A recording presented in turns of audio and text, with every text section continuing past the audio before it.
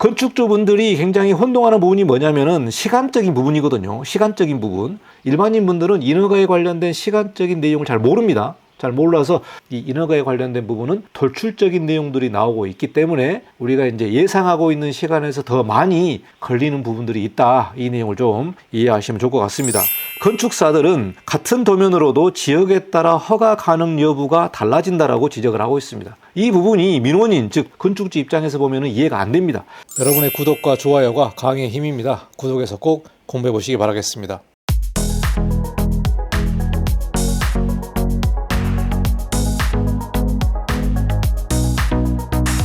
네, 안녕하십니까. 이건용 건축사입니다. 이번 시간은 1700명의 건축사의 설문조사 내용을 여러분과 같이 공유해 보도록 하겠습니다. 해당 주제는 같은 도면도 지역 따라 인허가 결과가 달라진다. 아마 건축주분들은 이 내용을 보시면 아니 어떻게 같은 건축 도면인데 해당 지자체에 따라서 건축 허가 결과가 달라지는지 상당히 이해가 안 되실 부분도 있을 것 같은데요. 이게 현장의 문제점이고 제가 이렇게 영상을 만드는 목적은 현장에서 일어나는 문제점을 건축주와 건축사 그리고 또 법령을 정비하는 국토부 그리고 해당 지자체의 건축가 공무원들까지 현장의 문제점을 서로 같이 공유를 하면서 더 나은 개선 방향을 만들고자 하는 목적이 있습니다. 이렇기 때문에 건축사들이 현장에서 어떠한 문제가 있는지 이 설문조사의 내용을 보고 앞으로 어떻게 개선하면 좋을지 이 내용으로 여러분과 같이 영상을 만들고 있습니다. 그래서 이 부분은 건축법령 임의규제에 관련된 문제를 여러분과 같이 살펴보면서 더 나은 건축 인허가 제도를 만들면 좋겠다. 이 내용을 여러분과 같이 살펴보도록 하겠습니다.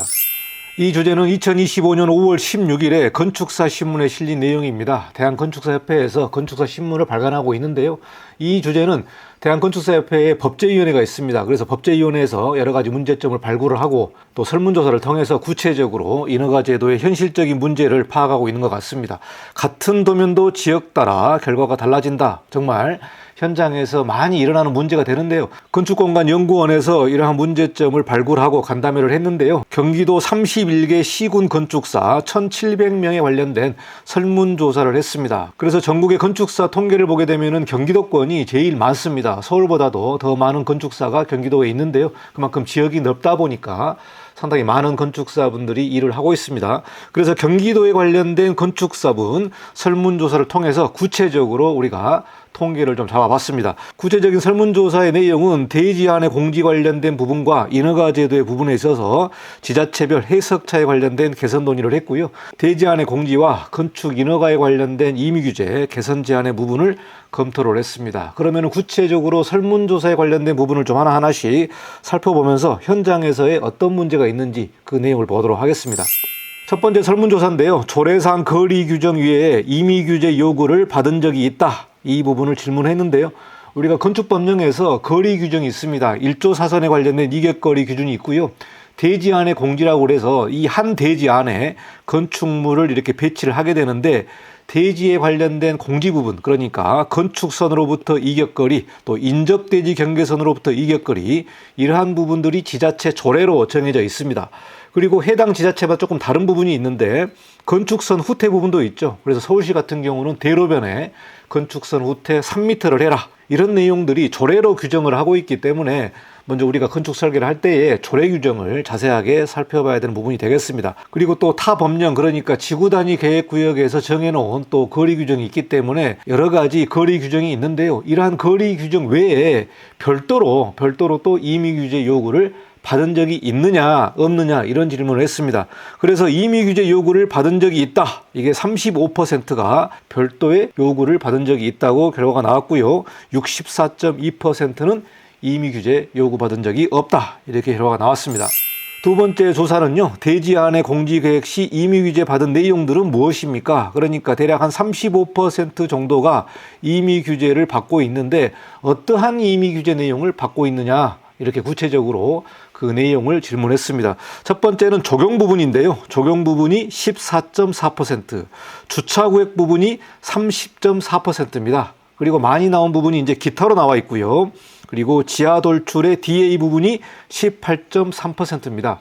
지하돌출 DA는 우리가 썬큰이라든가 지하층을 만들 때 공기의 순환을 위해서 드라이 에리어라고 해서 지하 부분에 이런 돌출 부분이 있습니다. 그래서 통상 지표면으로부터 대략 한 1m 미만으로 이렇게 드라이 에리어가 돌출을 시켜서 건축 면적에 제외시키는 그런 내용들이 있는데, 이러한 부분이 건축법에 있음에도 불구하고 별도로 받는 내용들인 것 같습니다.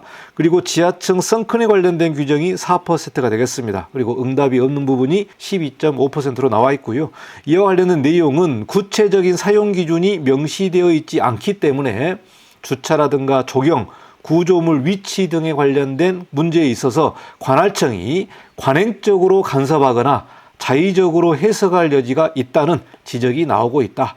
그러니까 건축법령에서 일부 내용이 규정되어 있습니다만은 그 규정이 구체적으로 마련되어 있지 않기 때문에 해당 지자체에서는 그동안 관행적으로 규정했었던 내용들을 적용을 해라, 이렇게 자의적으로 해석하는 부분들이 많다, 이렇게 지적을 하고 있습니다. 한 예로 30.4%가 주차구역으로 나와 있는데요. 대지안의 공지 부분에 주차구역을 하면 안 된다, 이렇게 또 별도로 규제를 하고 있기 때문에 현장에서 문제가 많고, 여러분이 건축 인허가를 할 때 이 건축 인허가 담당과 한번 논의를 한 다음에 허가를 넣는 부분이 현장에서 많이 일어나는데, 이 문제가 뭐냐면은 어느 지자체는 대지안의 공지에 주차를 할 수 있고 어느 지자체는 대지안의 공지에 주차를 하면 안 된다, 이렇게 별도의 규정들이 각각 다르기 때문에 현장에서 설계하기가 어렵고 또 인허가하기가 어렵다, 이런 문제들이 많습니다.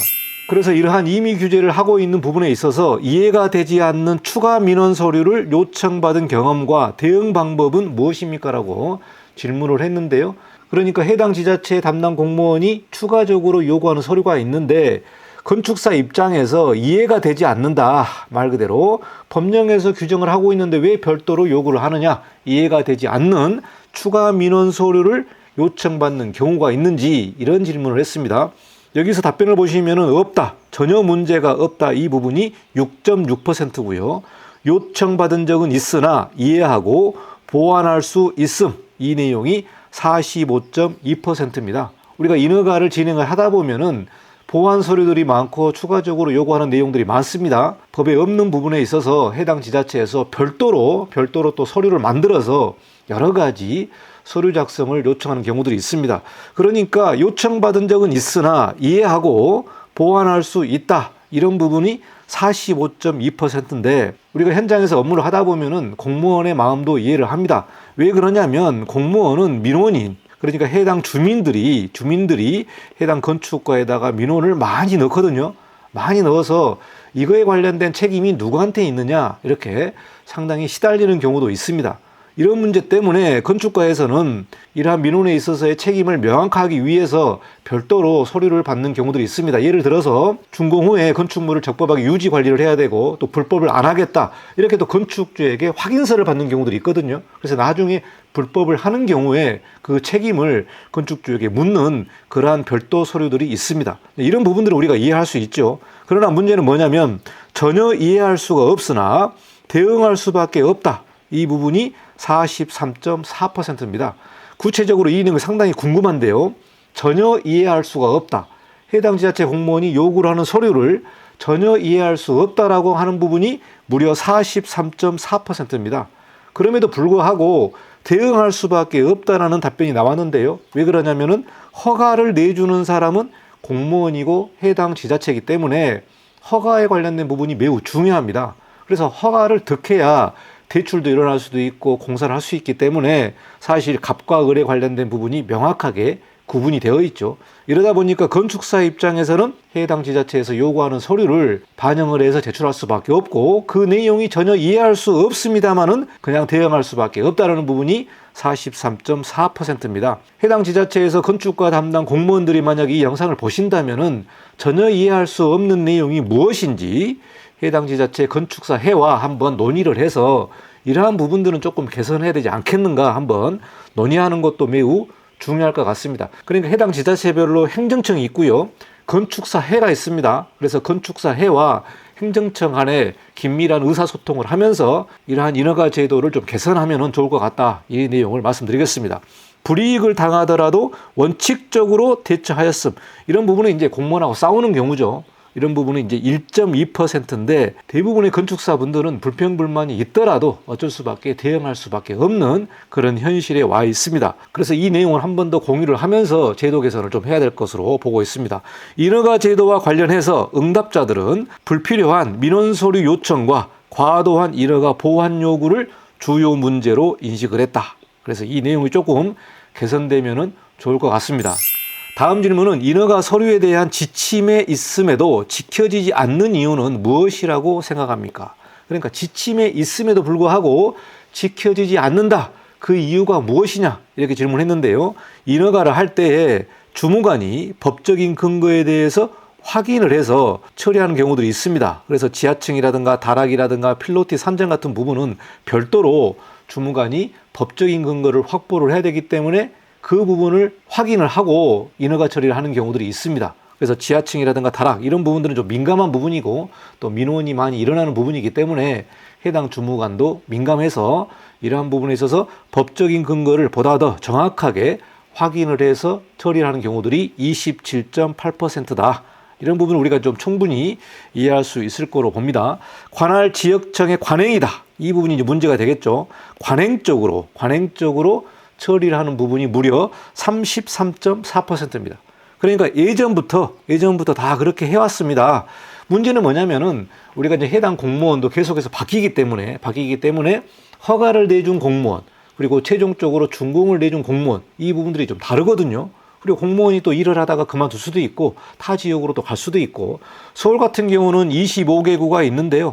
해당 구청별로 이렇게 계속해서 인사이동이 일어납니다. 그래서 1년에 2번 정도 인사이동이 일어나는데 허가를 내준 공무원과 최종적으로 준공을 내준 공무원이 다를 수가 있습니다. 다를 수가 있기 때문에 이 주무관도 법적인 근거를 명확하게 하려고 노력하고 있는 것 같고요. 그러나 이제 문제가 뭐냐면은 예전부터 다 그렇게 해왔습니다. 우리 구청은 이렇게 하고 있습니다. 이렇게 관행적으로 요구하는 내용들이 있습니다.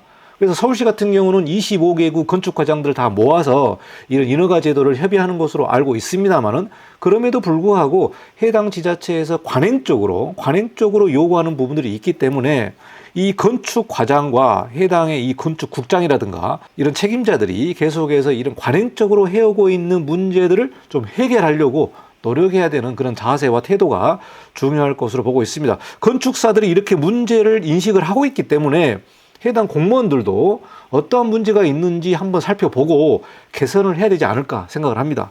인허가 책임 소재를 명확히 하는 근거 서류, 문제가 생기면은 건축사 책임이다. 29.8%가 나와 있는데요. 결국은 건축 설계라는 사람이 건축사고 또 인허가를 넣는 사람이 건축사인데 그 인허가 서류를 적법하게 나왔는지 아니면 적법하게 설계를 했는지를 판단하는 사람도 허가권자의 권한이죠. 그러니까 어떻게 보면은 건축 허가의 책임은 건축 허가권자에 있다고 보는데 건축가 공무원들이 인허가 책임 소재를 명확히 하는 근거 서류로 건축사들에게 별도로 요청을 하는 서류들이 많다 이렇게 보고 있습니다.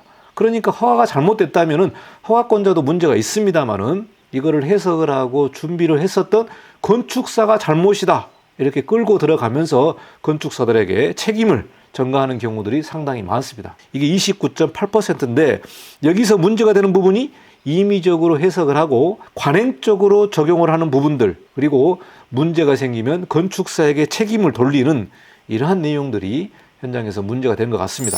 결론적으로는 전체 응답자 가운데 57%가 인허가 보완 요구를 3회 이상 경험을 했다라고 말을 하고 있습니다.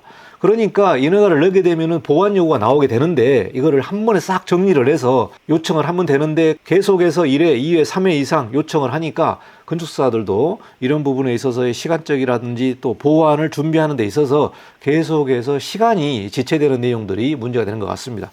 건축사들은 같은 도면으로도 지역에 따라 허가 가능 여부가 달라진다라고 지적을 하고 있습니다. 이 부분이 민원인 즉 건축주 입장에서 보면 이해가 안 됩니다. 건축주분들은 이제 일반인이잖아요. 아니 도면이 같은데 어느 지역에서는 되고 어느 지역에서는 안 된다. 이런 부분들은 일반인들은 이해를 못합니다. 이해를 못한다. 그러나 현장에서는 이런 문제들이 많이 발생하기 때문에 이 영상을 보시는 건축주분들도 건축의 현장에서 이러한 문제들이 있구나. 아니 같은 도면으로도 지역에 따라서 허가가 되고 허가가 안 되고 뭐 저번에 다락에 대해서 말씀드렸습니다마는 이 지자체에서는 타락이 되는데 여기서는 안 된다. 이런 문제들이 많이 나오고 있기 때문에 건축사들의 현장 애로점을 같이 좀 파악하시면 좋을 것 같습니다. 이 부분은 국토부에서도 좀 파악을 해서 왜 이런 문제가 발생을 하는지, 계속해서 이게 수십 년 동안 계속해서 반복적으로 나오는 문제들이기 때문에 국토부에서도 이렇게 면밀하게 한번 좀 살펴보고 개선을 해야 되는 부분이 국토부에서도 좀 중요한 내용이지 않나 생각을 합니다. 법령 정의의 미비, 그리고 또 과도한 해석이 있기 때문에 이러한 부분들은 건축을 총괄하고 있는 국토부에서 좀 자세하게 좀 살펴봐야 될 것 같습니다. 국토부와 협회에서 이러한 문제들을 계속해서 개선을 해야 되는 책임이 있는 것으로 판단이 됩니다. 지자체의 자의적인 판단, 내부 지침, 관행이 우선적으로 적용되는 부분은 분명하게 개선돼야 된다, 이렇게 판단하고 있습니다. 인허가 처리 과정에서의 비효율성과 중복적인 검토도 문제가 되는데요. 항상 국토부에서는 이렇게 얘기를 합니다. 인허가 제도를 개선하겠다, 시간을 절약하겠다, 많은 규제들을 혁파를 하고 개선하겠다라고 발표를 합니다만은 이게 말뿐이지 현장에서는 계속해서 반복적으로 일어나고 있기 때문에 이런 부분들은 좀 대대적으로 개선을 해야 될 것으로 보고 있습니다. 대한건축사협회 법제위원회에서 이러한 문제점을 계속해서 발굴하고 이렇게 언론을 통해서 보도를 한 부분에 있어서는 굉장히 좋은 업무를 하고 있는 것으로 판단이 됩니다. 이경구 건축사, 대한건축사협회 법제위원인데요. 이러한 문제점들을 발굴을 해서 간담회를 주최를 하고 있습니다. 해석의 일관성 확보를 위해서 고시형 가이드라인을 제정을 해서 지자체별 해석을 투명하게 공지할 것, 이런 부분들을 제안을 하고 있는데요. 해당 지자체별로 특성을 고려해서 자체적으로 만드는 규정들이 있을 것으로 이해를 합니다만은, 문제는 뭐냐면은 홈페이지에 해당 지자체별 이런 규제들을 조금 오픈을 시켜서 설계를 하는 사람들이 이러한 규제점에 관련된 리스트를 보고 먼저 설계에 반영하게끔 하는 부분들도 좋을 것 같습니다. 그러니까 홈페이지가 있으면은 이 부분을 잘 활용을 해서요, 여러 가지 해당 지자체의 조례라든가 규제라든가 그 내용들을 홈페이지에 올려서 좀 투명하게 공지하면 좋을 것 같다. 이런 부분이 먼저 해결해야 될 문제고요. 앞으로 조금 구체적으로 이 가이드라인을 제정을 해서 누구나 다 볼 수 있게끔 하는 부분이 좋을 것 같습니다. 유관부서 간 협의는 건축법 검토와 병행해서 진행해야 될 것 같고요. 건축과를 비롯해서 많은 부서들이 있습니다. 그래서 인허가를 넣게 되면 여러 부서들이 검토를 같이 하게 되는데, 건축과와 여러 부서들 간에 조금 긴밀하게 협의를 하시면 좋을 것 같습니다. 이 부분은 이제 지자체에 관련된 행정하고도 관련되어 있는데요. 이 행정 서비스가 좋은 지자체들은 원스톱 서비스라고 해서 여러 부서들이 한꺼번에 모여서 이 인허가를 처리하는 부분들이 있습니다. 이런 부분들은 행정 서비스라고 우리가 좀 판단을 하게 되는데, 행정에서 있어서 지자체에 관련된 서비스 부분을 어떻게 개선하면 좋을지, 이 부분은 이제 행정과 관련된 내용인 것 같습니다. 세움터의 정착을 지원해서 서류 양식을 통일하고 불필요한 문서 요구를 금지할 것, 이렇게 제안을 했습니다. 현장에서 일어나는 문제들이 여러 가지가 있는데 정말 인허가의 부분에 있어서 기간도 길어지고 규제도 많아지고 그리고 요구하는 서류도 계속해서 증가하고 있기 때문에 인허가 기간이 계속해서 증가하는 부분을 좀 볼 수 있습니다. 건축주분들이 굉장히 혼동하는 부분이 뭐냐면은 시간적인 부분이거든요. 시간적인 부분. 일반인 분들은 인허가에 관련된 시간적인 내용을 잘 모릅니다. 잘 몰라서 건축사들도 이렇게 얼추 안내를 합니다만은 이 인허가에 관련된 부분은 돌출적인 내용들이 나오고 있기 때문에 우리가 이제 예상하고 있는 시간에서 더 많이 걸리는 부분들이 있다. 이 내용을 좀 이해하시면 좋을 것 같습니다. 마지막으로 현장에서의 문제점을 서로가 공유하자. 그래서 건축사분들은 현장에서 실질적으로 일을 하고 있고요. 또 허가권을 내주는 분들은 공무원이지 않습니까? 그래서 공무원들도 현장에서 이러한 문제들이 있구나, 이 부분을 좀 분명히 인식을 하고 개선할 의지를 조금 반영을 해서 계속해서 개선을 해야 되는 부분이 되겠습니다. 그리고 중요한 부분은 국토부입니다. 국토부. 이러한 건축에 관련된 인허가에 총괄적으로 책임지는 부분이 국토부인데, 국토부가 그냥 지자체에다가 이렇게 일임하지 말고 이러한 문제점들을 좀 개선하는 그런 노력을 하시면 좋을 것 같습니다. 그리고 건축주분들이죠. 건축주분들은 이러한 건축에 관련된 내용들을 모르기 때문에 인허가에 관련된 시간이라든가 문제점을 좀 파악을 하고, 야, 이러한 내용들이 있구나. 집을 하나 짓기 위해서는 이러한 절차가 복잡하고 시간도 걸리고 이러한 현상들이 있구나라는 부분을 좀 같이 공유하면 좋을 것 같습니다. 그리고 이러한 실태조사라든가 통계를 개량화해서 자료를 준비를 해서요, 법령 개선에 구체적으로 근거 자료를 준비를 해서 해당 지자체라든가 국토부의 법령 개선을 조금 같이 노력하시면 좋을 것 같습니다. 실질적인 현장 문제를 개선하는 것이 곧 혁신입니다. 그러니까 뜬구름 잡는 거창한 게 혁신이 아니고 현장에서 일어나는 문제를 하나하나씩 개선하고 바꾸는 것이 혁신인 것이지 거창하게 뜬구름 잡는 그러한 내용들이 혁신이 아니다. 이렇게 저는 보고 있습니다. 그래서 현장에서 일어나는 문제들을 하나하나씩 개선을 해야만 여기에 관련된 많은 민원인이나 또 건축사 또 이런 부분들까지 다 해결할 수 있기 때문에 실질적인 현장 문제를 발굴을 하고 개선하는 노력을 계속해서 이뤄내야겠다. 이 내용을 말씀드리고 영상을 마치겠습니다. 여기까지 건축사 설문조사 현장에서 어떠한 문제들이 있는지 그 내용을 살펴봤는데요. 더 좋은 방향으로 개선되면 좋을 것 같습니다. 다음 시간에 또 뵙도록 하겠습니다. 감사합니다. 이건용 건축사였습니다.